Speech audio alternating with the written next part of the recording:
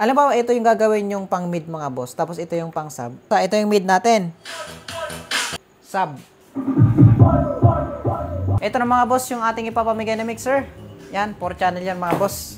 Bago na yung ipapamigay natin mga boss. Hindi na siya pinaglumaan. Bago. Pero 4 channel mga boss. So ngayon, ipapakita ko sa inyo yung mga features nito. So dito mga boss, meron na siyang output, main output na RCA to RCA. Tapos dito PL55, 4 channel yan mga boss, 1, 2, 3, 4. Kaya sa tinawag na 4 channel mga boss. Ito may dalawa ditong channel, tapos yung pangatlong channel itong mono, left and right, tapos yung pang-apat na channel itong USB. Wala siyang Bluetooth mga boss. Tapos meron tayo ditong main output mga boss. Tapos meron siyang effect. Effect yan mga boss, yan yung ginagamit sa pagka kumakanta. Yan yung echo. Echo sa amplifier, effect naman dito sa mixer natin. So ngayon mga boss, tatry natin. Tapos mga boss, kapag meron kayong amplifier, halimbawa sa bahay nyo, tapos gusto nyo ihiwala yung mid-high sa sub. So magagawa yun ito mga boss. Hindi yung nakasabay yung mid sa sub. Tapos kapag binoluman mo, ang pangit ng tunog, distorted. So ngayon, ihiwalay natin yung sub sa mid. Dali. Meron tayo ditong mga dalawang mixer mga boss. Ito yung ipapamigay natin next week. So, congrats sa mabibigyan mga boss. Ang mabibigyan lang nito mga boss yung mga solid na followers namin nitong videographer ko. Yung mga solid followers, yun yung mga nag-share, nagko-comment, laging nakasubaybay sa mga post namin. Yun ang mabibigyan mga boss. At mamamonitor ko naman yan sa Lucky Sharer dito sa Facebook mga boss. Ito mga boss, tara. Una mga boss, yan. Papakita ko na sa inyo yung naikabit ko na. Tapos mamaya, ipakita ko sa inyo kung paano kinabit. Yan, tulad niyan mga boss. Yan. Ito yung sub natin. Tapos itong kaliwa natin, ito yung mid. Ulit. Sub. At ito yung mid. O, di ba? Ganito lang yan mga boss. Unang-una, gagamit kayo ng PL55 na dual. Papunta sa inyong mga cellphone or laptop o computer kung ano man. Kung ano yung ginagamit nyo. Saksak nyo lang siya sa dalawang input. Dyan sa line. Saksak nyo yan mga boss. Tapos, di ka dito. Dito sa likod mga boss Eto mga boss yung sub natin. Nakakabit siya dito sa right. Tandaan nyo mabuti mga boss Yung sub natin, nakakabit siya sa right. Tapos yung mid natin mga boss, nakakabit siya sa left. Ito nga palang plug na to mga boss, para hindi kayo mahirapan na pagsusuksok dyan ng wire na minsan nasa likod yung paglalagyan. Siyempre nasa likod, mahirapan kayo magsuksok. Ito ang bilhin nyo mga boss. Meron dyan sa yellow basket natin or dyan sa comment section kung sa Facebook man kayo nanonood. Isasaksak nyo lang yan mga boss. Napakadali lang yan Ito yung tinatawag na banana plug. Yan, so balik tayo dito mga boss. Nasa right yung sub natin. Nasa left yung mid natin. Tapos dito mga boss, DVD. Yung red na yan mga boss, which is yung nasa left. Makikita ba? Nasa left.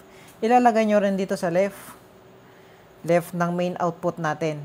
Tapos yung right naman dito mga boss, ilalagay nyo rin dito sa main output ng mixer natin sa right.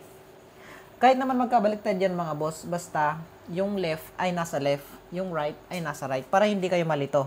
Balik tayo dito.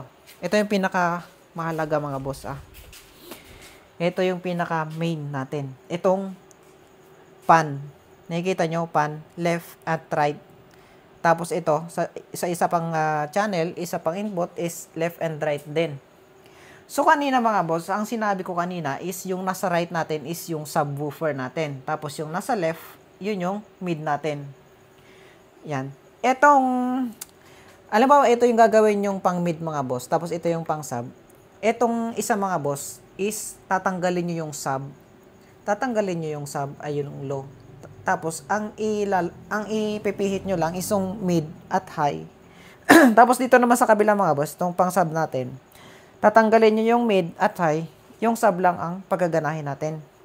Tapos dito sa pan mga boss, which is ito nga yung pang sub natin. Itong pan mga boss, pihitin nyo sa right, which is yung right, yun yung subwoofer natin. No? Yung right, yun yung subwoofer. Tapos yung left natin mga boss, yun yung mid-high natin mga boss. No? Sana all nagigets. Ito sample mga boss ha. Ito yung mid natin.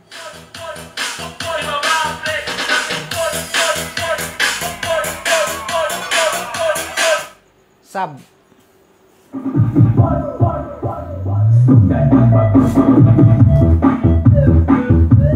Mid. Sub. Pagsasabayin natin mga boss.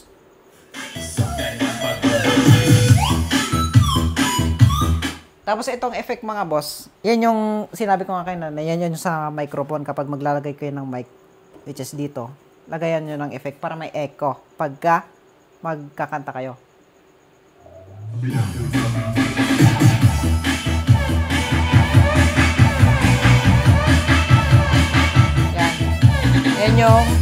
Yan yung echo mga boss, yung effect. Ito nga palang gamit nating amplifier mga boss. Papakilala ko sa inyo ang Joson Mars. Ganyan kaganda ang Joson Mars mga boss. Meron siyang SD card, USB, FM, yan, DVD, volume dito, master volume. Tapos, ang kagandahan dito mga boss, meron siyang equalizer. Which is yung kabilang channel natin. Pwede mong gawing low, pwede mong gawing high, kahit hindi ka na gumamit ng mixer. Kasi nga, meron na siyang equalizer. Mapaghihiwalay mo na dito yung low at mid-high. Tapos, meron siyang light indicator dito para nakikita mo kung red na ba kung red na yung line indicator mga boss. So yun lang mga boss, ano, sana nakasunod kayo sa ating tutorial for today's video mga boss. At inuulit ko, yung mabibigyan lang ay yung laging sumusuporta sa video namin. No? Ang ganda niyan mga boss. Mura lang naman 'to mga boss. Ito lang kasi yung nakayanan ng budget ko, which is soon.